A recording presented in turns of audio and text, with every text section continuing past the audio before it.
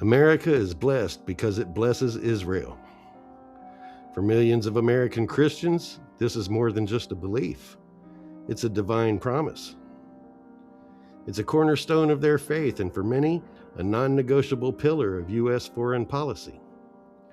This idea, springing from a single verse in the Old Testament, has been a powerful force in churches, at political rallies, and in the halls of Congress for decades. It frames a relationship not as a strategic choice, but as a spiritual must. But while we talk about blessings, there's a real-world price tag. A price paid not just in dollars, but in political capital on the world stage, in military commitments, and in the very way America defines its own interest. So what is the real price of blessing Israel? We're going to dig into the faith, the finances, and the foreign policy to find the answer that's a lot more complex and maybe more surprising than you might think.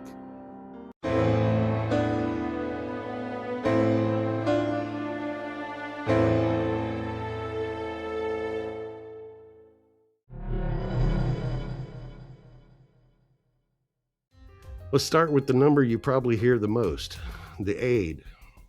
The U.S. has a 10-year deal with Israel called the Memorandum of Understanding, or MOU. Now, I've gone into detail on this in other episodes. Links will be down below. But basically, it guarantees $3.8 billion in military aid every year from 2019 to 2028, adding up to $38 billion, and that's just the baseline. Since World War II, when you adjust for inflation, the U.S. has given Israel more foreign aid than any other country, totaling over $317 billion. Now, a number that big leads to a question that a lot of people ask. Why is America sending billions overseas when we have so many needs here at home? It's a fair question, but it's often based in a misunderstanding of how this aid actually works. See, most of the money isn't cash wired over to a bank in Tel Aviv. It's better to think of it as a giant multi-billion-dollar gift certificate. And there's a huge condition on that gift certificate. The vast majority of it has to be spent right here in the United States. Under the current deal, Israel is required to use these funds to buy military gear and services from American defense contractors. We're talking about companies like Lockheed Martin, Boeing, and Raytheon. This means the money for Israeli aid directly fuels the American defense industry, supports American jobs, and drives our own tech innovation. The 2016 agreement even laid out a plan to gradually phase out Israel's ability to spend part of the aid on its own defense industry. The goal is that by 2028, all the money will be spent with U.S. companies. Supporters of the aid argue that this is win-win. Israel gets the most advanced military tech in the world, and the U.S. subsidizes its own defense-based industries, keeping a strategic foothold in the Middle East, and gets priceless intelligence from how this tech is used. The Israelis frame this as good for America, but critics see it completely differently. Now let me ask you if this makes sense. I give you my own money to buy hamburgers, but there's a catch. You have to buy those hamburgers from me. So now, I'm out the cost of the hamburger, plus the money that I gave you to buy that hamburger. That doesn't really sound very good for America. This arrangement also makes Israel dangerously dependent on us and creates an incentive for the U.S. to enable this behavior. It guarantees a constant revenue stream for defense contractors who have a huge interest in lobbying for policies that continue conflict, or forever wars. Instead of promoting peace, it's a regional arms race, making the whole area more volatile. And the lines between supporting an ally and propping up an industry get blurry in a hurry. The partnership keeps America constantly involved in forever wars that don't directly involve us. So the financial cost isn't just a simple handout, it's a deeply tangled web of economic and military policy. But to really understand why this system exists, we don't just follow the money. We also have to follow the faith.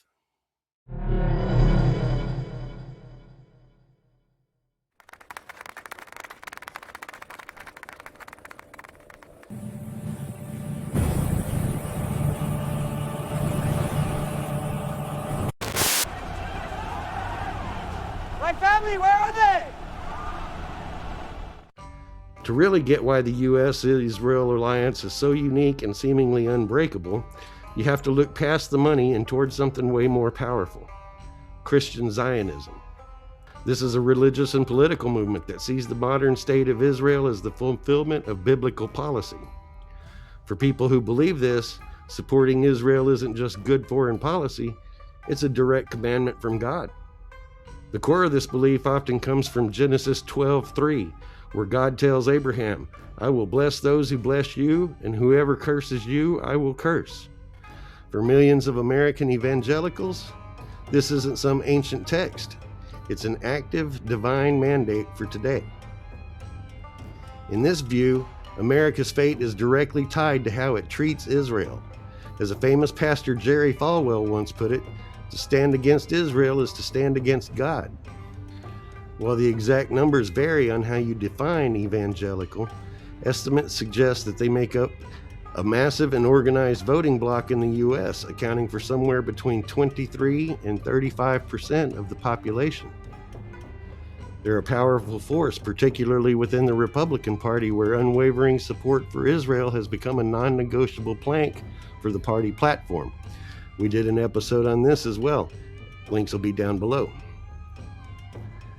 The most powerful group channeling this belief into political action is Christians United for Israel, or CUFI.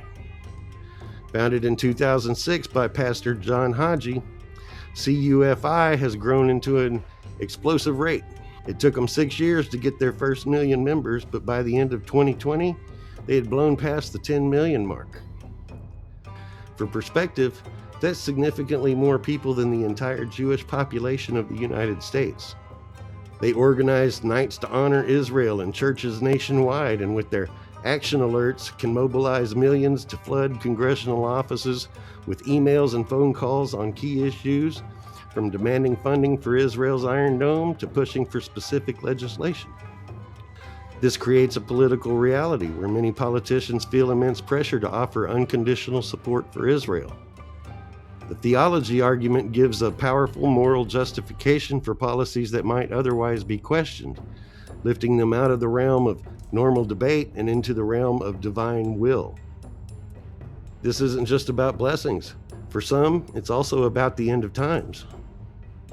A central belief for many Christian Zionists is that the gathering of Jewish people in their ancestral land is a key step before the second coming of Jesus Christ. Within this framework, conflict in the Middle East can be seen not as a tragedy to be avoided, but as a signpost on the road to redemption. For a powerful slice of the American electorate, decisions about war and peace are viewed through a spiritual, not geopolitical lens, and that has huge consequences for the political price that America pays.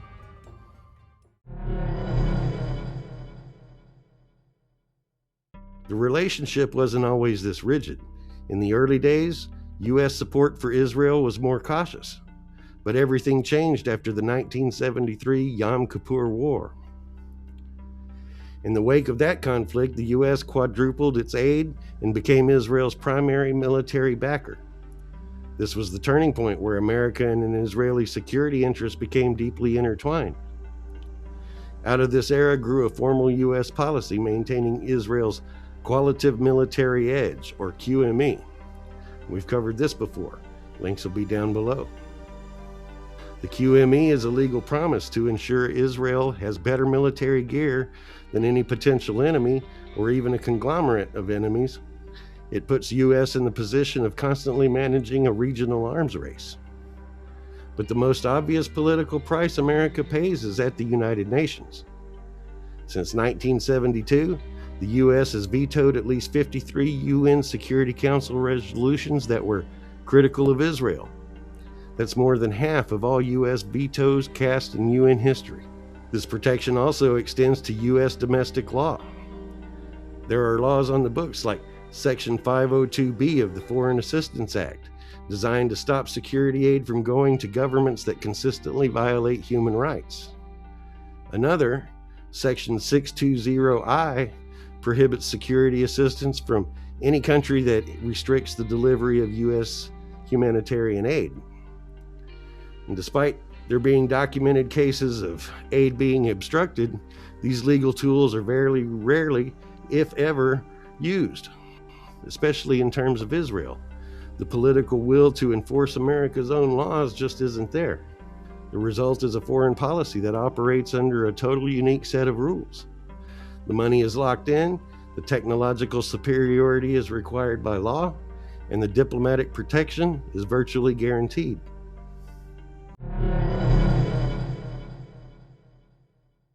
So let's put this all together. We've looked at the faith, the finances, and the foreign policy. So now we have to get back to the original idea.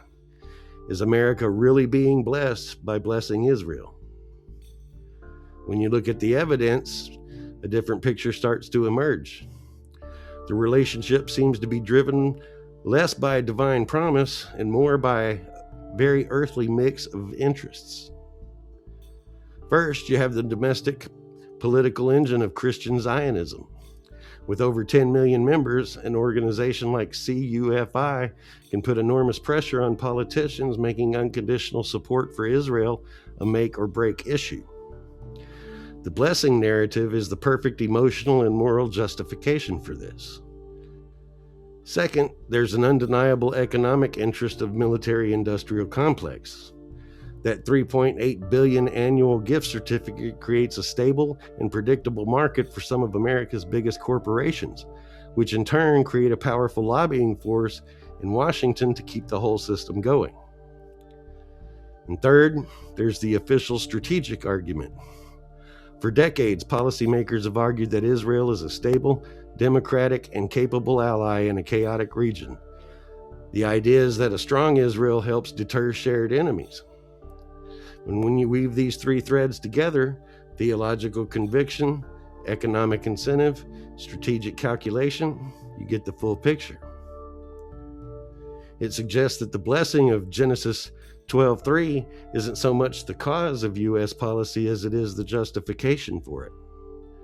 The policy itself is hard-nosed calculation of domestic politics, economic self-interests, and geopolitical strategy. The religious narrative provides the moral authority, but the machine is run by the money and the politics. This isn't to dismiss any sincere faith for millions of Americans. I just want to show you that the faith is being channeled, and for what purpose.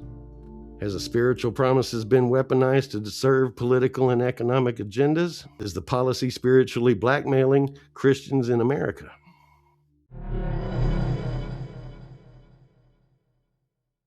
We started with a simple idea, a theological promise that has shaped the superpower's foreign policy for over 50 years. America is blessed because it blesses Israel. But the reality is much more complicated and a costly transaction. The financial price isn't a gift, but a multi-billion-dollar annual subsidy to the American defense industry.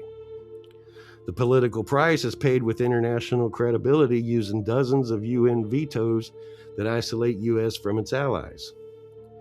And the strategic price is a foreign policy that's been boxed in, creating an alliance so sacred that it can't be questioned or held to the same standards as any other.